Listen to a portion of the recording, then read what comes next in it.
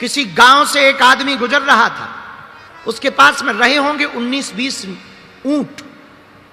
ऊंट लेकर के जा रहा था, पुराना जमाना, राजस्थान की बात है। ऊंटों को लेकर के चला जा रहा था। रात हो गई तो उसे ठहरना पड़ा। जैसे ही रस्सियां निकाली थैला से, झोला से, तो 18 ऊंटों को तो बांध दिया, पर एक ऊंट रह गया। क्योंकि या तो उसे लगा कि हम रस्सी ला नहीं पाए, या रस्सी कहीं गिर गई। अब वो बड़ी टेंशन में पड़ गया कि इस ऊंट को बांधा कैसे जाए। वेद प्रकाश ध्यान से सुनना। वो आदमी, सामने एक झोपड़ी में आदमी रहता था, पड़ोसी, सराय में रहने वाला एक झोपड़ी वाला आदमी था। उसे लगा कि इस आदमी के पास जाएं, बूढ़े आदमी के पास, शायद ये कोई रस्सी दे दे, ऊंट को बांध दिया जाए, वरना बड़ी दिक्कत होगी। रात भर ये भी खड़ा रहेगा, हमको भी रखवाली करनी पड़ेगी, और सो नहीं पाएंगे तो दिन में चलने में दिक्कत होगी। तो वो पड़ोसी के पास गया, जहां रुका था उस झोपड़ी में गया, तो प्रार्थना की कि क्षमा करो, मैं एक यात्री हूं और मैं 19 ऊंटों का जत्था लेकर के जा रहा हूं, और मेरे पास 18 ऊंटों की रस्सी तो है, लेकिन एक रस्सी गिर गई। तो अगर आप बुरा ना मानो तो सुबह तक के लिए मुझे रस्सी दे दो, कल मैं जाऊंगा तो रास्ते में कहीं से खरीद लूंगा। तो उस बूढ़े आदमी ने कहा कि मेरे पास तो ऐसी कोई रस्सी नहीं, मैं तो बहुत फक्कड़ आदमी हूं, और रस्सी क्या, मेरे पास तो एक कपड़ा ही है, वो मैंने पहन रखा है, वरना मैं कपड़ा दे देता, पर अगर मैं कपड़ा दूंगा तो मैं नंगा हो जाऊंगा। एक ही धोती है मेरे पास, और रस्सी तो दूसरी है नहीं। तो इस आदमी ने कहा कि अब तो बड़ी दिक्कत हुई, लगता है मुझे रात जागना पड़ेगा, लगता है मेरी रात आज व्यर्थ जाएगी। तो उस बूढ़े आदमी ने बुला के कहा, इधर आओ, सुनो, तुझे पता है कि रस्सी नहीं है, ऊंट को थोड़ी पता है। तो बोले मैं करूं क्या? बोले कुछ करने जैसा है, तू एक काम कर, जैसे रस्सी बांधता है वैसे ही नाटक कर, झूठ मूठ का एक खूंटा गाड़, उसके गले में हाथ लगा ताकि उसे लगे कि रस्सी बांध रहे, और झूठ मूठ के खूंटे के पास जाकर झूठ मूठ की रस्सी बांधने का नाटक कर। ये तुझे पता है, ऊंट को थोड़ी पता है। उसने कहा ऐसे में हो सकता? बोले तू करके तो देख, ट्राई अगेन। वो आदमी आया वापस, उसने वही काम किया, झूठ मूठ का खूंटा गाड़ा, झूठ मूठ की गले में हाथ लगाया, रस्सी जैसे बांधने का नाटक किया, और उसने जैसे ही रस्सी से खूंटा में बांधा और दबकार करके ऊंट को कहा कि बैठ जा, ऊंट बैठ गया। इसको लगा कि बहुत अच्छा उपाय है, बड़ा प्यारा उपाय है, और पूरी रात आराम से गुजर गई। सुबह हुआ तो बाकी 18 ऊंटों को उसने रस्सी खोली, रस्सी थैले में फिर से भरी। अब 19वें ऊंट को वो 1 घंटे तक उठाता रहा, वो उठे ही ना। अब ये आदमी बड़ा परेशान, ना वो चले ना वो उठे। तो इस आदमी को लगा कि हो सकता है जो बूढ़ा दादा रहता है झोपड़ी में, वो कोई तंत्र मंत्र जानता है, और उसने रात को कोई ऐसा तंत्र मंत्र बता कर दिया है कि अब ऊंट उठ नहीं रहा। तो वो भागा भागा गया कि क्षमा करो, मैं रात को भी आया था, मैं सुबह फिर आ गया। तो बूढ़े दादा ने कहा कि क्यों आए हो? बोले बड़ी बात तो कुछ है नहीं, आपने रात को जिस ऊंट को झूठ मूठ की रस्सी बांधने को कहा था मैंने किया, और आपकी कृपा से काम तो सफल रहा, लेकिन अब एक नया लफड़ा फंस गया। बोले क्या? मैं सुबह से 2 घंटा हो गया ऊंट को उठाने की कोशिश कर रहा हूं, वो उठ नहीं रहा। तो बूढ़े दादा ने कहा कि अरे मूर्ख, अरे पहलवान, तूने जैसे रस्सी बांधी थी वैसे खोल तो उस आदमी ने कहा कि जब बांधी नहीं थी तो खोलूं क्या? बोले यही तो मैं कहना चाहता हूं, जो बांधी थी वही खोल दे। और आदमी वापस आया, उसने ऊंट की रस्सी खोली, और ताज्जुब ये रहा कि ऊंट उठ भी गया और चला भी। अब बताओ, रस्सी थी भी नहीं और रही रात भर, रस्सी खोली भी नहीं और ऊंट खुल गया। यही वेद प्रकाश तुम्हारा और हमारा हाल है, और पंचकुला के पागलों, यही तुम लोगों का हाल है। हमने झूठ मूठ के रिश्तों को अपना रिश्ता बना लिया है, तो हम लोग फंसे हुए हैं। ये रिश्तों की डोर को तोड़ दी जाए। इस दुनिया में कोई भी बंधन है नहीं है, न किसी से कोई बंधन है, हमने मान लिया तो बंधन है। तो तुमने पूछा कि बंधन से मुक्त कैसे हूं?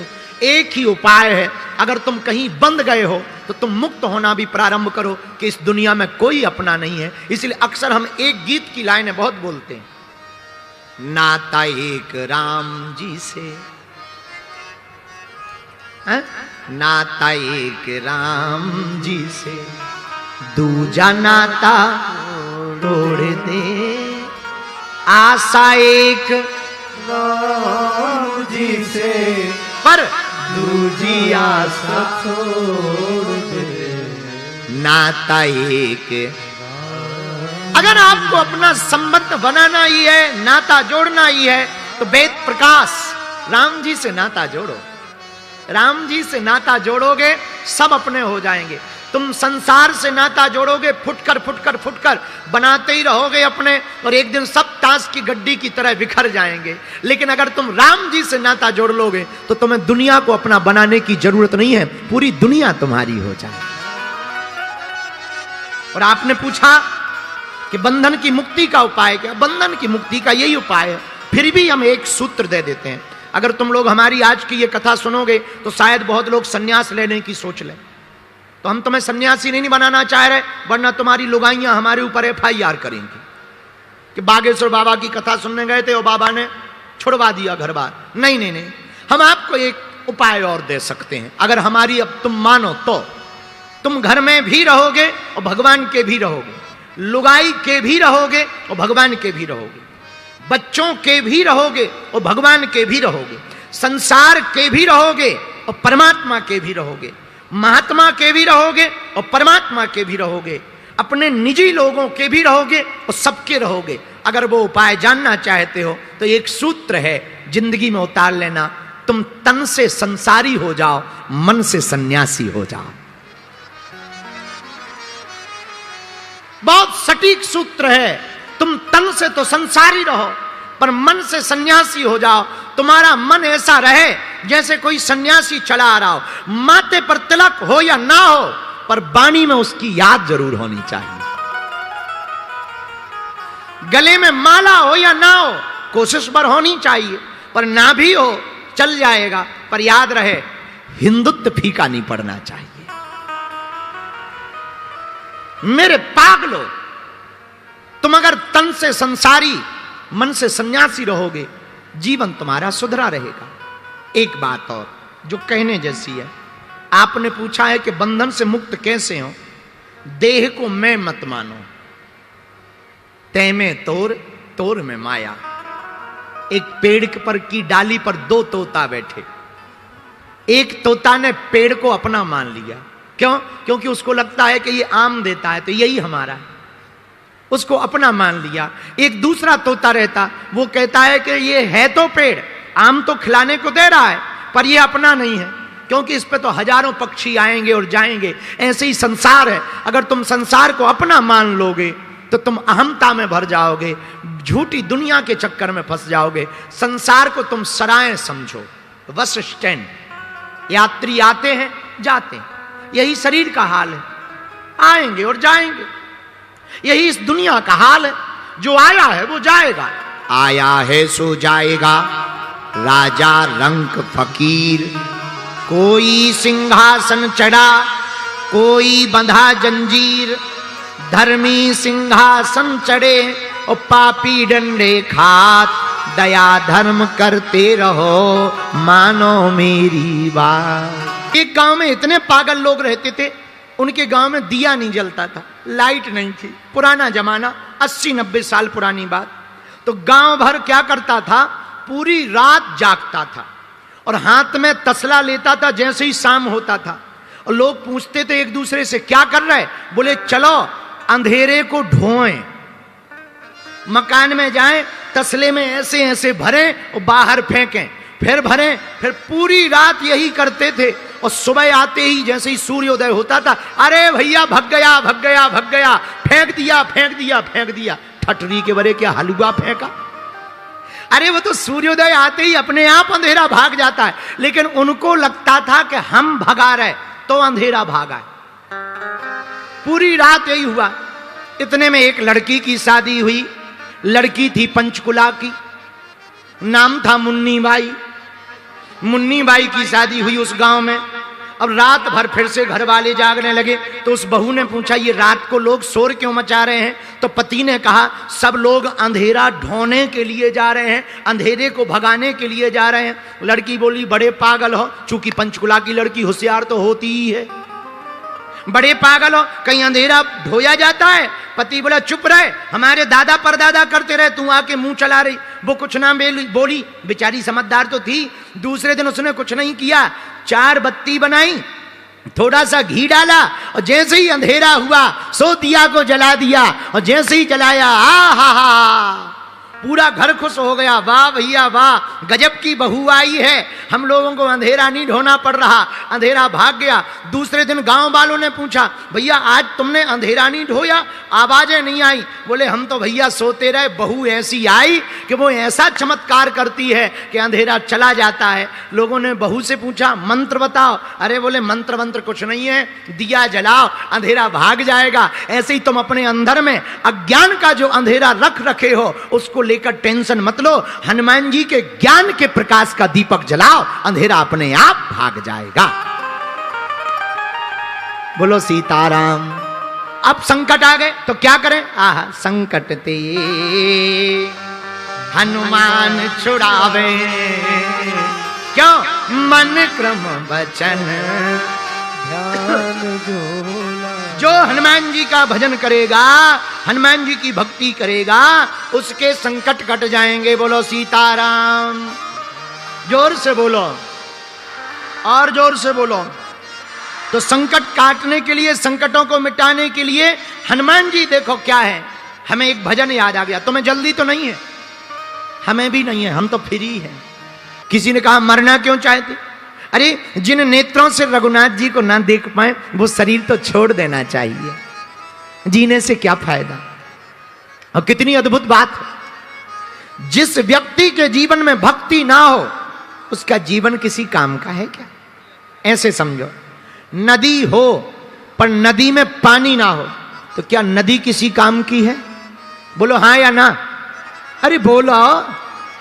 अच्छा, कोई व्यक्ति या स्त्री बहुत सुंदर हो लेकिन नाक कटी हो, किसी काम की है? बोलो हाँ या ना। अच्छा, तीसरी बात, मिठाई हो पर मीठी ना हो, मिठास ना हो तो क्या उसे मिठाई कहोगे? बोलो हाँ या ना। अच्छा, चौथी बात, रात हो लेकिन अंधेरा हो ना तो क्या उसे रात कहोगे? हाँ या ना? नहीं। विद्यालय हो पर विद्या ना पढ़ाई जाती हो तो क्या विद्यालय कहोगे? भोजनालय हो पर भोजन ना बनता हो तो क्या उसे भोजनालय कहोगे? मंदिर हो पर मूर्ति ना हो तो क्या प्रणाम करोगे? नहीं। उसी प्रकार इंसान हो लेकिन इंसानियत ना हो तो क्या इंसान कहोगे? नहीं। उसी प्रकार इंसानियत हो पर भगवान की भक्ति ना हो तो क्या उसे इंसान कहोगे? नहीं। जैसे पानी के बिना नदी का महत्व नहीं, शंख के बिना आरती का महत्व नहीं, पुरुष के बिना स्त्री का और स्त्री के बिना पुरुष का महत्व नहीं, पुत्र के बिना मकान का महत्व नहीं, गुरु के बिना शिष्य का महत्व नहीं, भगवान के बिना भक्त का कोई महत्व नहीं, उसी प्रकार भक्ति के बिना जीवन का कोई महत्व नहीं है? भक्ति नहीं तो जीवन किस काम का? भक्ति जीवन में नहीं आवे प्रिय श्रोताओं तो जीवन मिलना ना मिलना। अच्छा, तुम क्या इसीलिए पैदा हुए हो कि जन्म लिया, बड़े भय, बड़े और पढ़ने गए, बीए की, नौकरी की, लुगाई मिली, बच्चे भय और मर गए? क्या इसलिए तुम्हारा जन्म हुआ? ना ना ना, केवल इसलिए जन्म नहीं हुआ। बोले फिर किस लिए जन्म हुआ? संत कहते हैं मेरे पागलो, भगवान ने जन्म तो भगवान को पाने के लिए जन्म दिया है। जीते जी भगवान को जान जाओ, जीते जी भगवान को पा जाओ। अब तुम लोगों ने वृथा जीवन बहुत खो दिया भैया, बहुत समय गवा दिया। रात गवाई सोए कर, दिवस गवाया खाए, हीरा जन्म अनमोल था कौड़ी बदले जाए। व्यर्थ गवा रहे हो, सो कर गवा रहे। कुछ लोग खा कर गवा रहे हैं, अपना खा रहे, दूसरे का भी खा रहे, और तीसरे का भी खा रहे, घर भर का खा रहे, समाज का खा रहे, देश का खा रहे, फिर भी पेट नहीं भर रहा है, फिर भी खा रहे, फिर भी खा रहे। उनसे कहो जो खाना चाहिए वही खाओ। नहीं, आदमी ये कैसा है? अच्छा, तुम कभी विचार करना, एक बात बताओ, शेर कितने भी दिनों का भूखा हो, 1 महीने का, 2 महीने का, तुम उसके सामने पिज्जा रख दो, खाएगा क्या? बोलो हाँ या ना? अच्छा, गाय कितने भी दिन की भूखी हो, मांस रख दो, क्या खाएगी? बोलो बोलो। नहीं। शेर पिज़्ज़ा नहीं खाता, गाय गंदा भोजन नहीं खा सकती, और आदमी कुछ भी धर दो सब खा जाता है। एक आदमी ऐसा है, कुछ भी धर दो सब खा जाता है, और ज्यादा समझाओगे तुम्हारा भेजा खा जाएगा। हाँ, ज्यादा उसे ज्ञान दोगे तुम्हारा भेजा खा जाएगा। आदमी बहुत विचित्र है। इसलिए हम एक प्रार्थना तुम लोगों से करना चाहते हैं। आज हम एक बात पढ़ रहे थे, है तो थोड़ी सी कड़वी, पर बुरी लगे तो लगने दो। हमें क्या करना? आजकल सांप बेरोजगार हो गए, सांप बेरोजगार हो गए। तो हमने सांपों से पूछा, पंचकुला का ही था हम, हाँ, सांप तो पंचकुला में ही पाए जाते हैं। हमने सांपों से पूछा, आजकल तुम काम धाम नहीं करते, सांप बेरोजगार हो गए क्योंकि कुत्ते काटने लगे। और कुत्ते भी आजकल काम नहीं करते हैं क्योंकि आदमी के तलवे चाटने लगे। हाँ, सांप काटते नहीं है, बेरोजगार हो गए। हमने पूछा क्यों नहीं काटते? बोले आदमी ही इतना आदमी को काट रहा है कि हमारे जहर की जरूरत ही नहीं। सांप कह रहा है कि हमारे जहर की जरूरत नहीं, आदमी ही आदमी को काट रहा है। मेरी प्रार्थना है हाथ जोड़कर, तुम अपने बच्चे को बीए पढ़ाओ, एमए पढ़ाओ, पीएचडी पढ़ाओ, डीएड करवाओ, बीएड करवाओ, शिक्षा में भेजो, कलेक्टर बनवाओ, आईपीएस बनाओ, पर एक प्रार्थना है, उनको सबसे पहले इंसान बनाओ, कट्टर हिंदू बनाओ। भैया, तुम्हारी बेटी या बेटा पढ़ लिख कर बड़ा हो गया, लेकिन अगर वो इंसान नहीं बन पाया तो उसकी पढ़ाई लिखाई नौकरी किसी काम की नहीं है। तुम्हारी बेटी या बेटा तुम्हें छोड़कर चले जाएं, उसे संस्कार ना दे पाए कि तुम्हारे साथ रहें, उसकी पढ़ाई और तुम्हारी मेहनत किसी काम की नहीं है। तुम अपने बच्चों को खूब पढ़ाओ, पर उनको संस्कार देना मत भूलो, ताकि बच्चे बड़े होकर के हिंदू नहीं कट्टर हिंदू हो जाएं। और तुम्हारी बेटी या बेटा, कई देश के घर बर्बाद हो रहे हैं, बुरा मत मानना, इस देश के हजारों घर बर्बाद हो रहे हैं। बेटियां दूसरे मजहब वालों पर भरोसा कर रही हैं, दूसरे मजहब वालों को स्वीकार कर रही हैं। भैया, हम प्रार्थना करते हैं, अपनी अस्मिता को बचाए रखो, अपने देश को बचाना है। देश का नाम हिंदुस्तान है, हिंदुस्तान को बचाना है तो हिंदुओं को बचाना जरूरी है।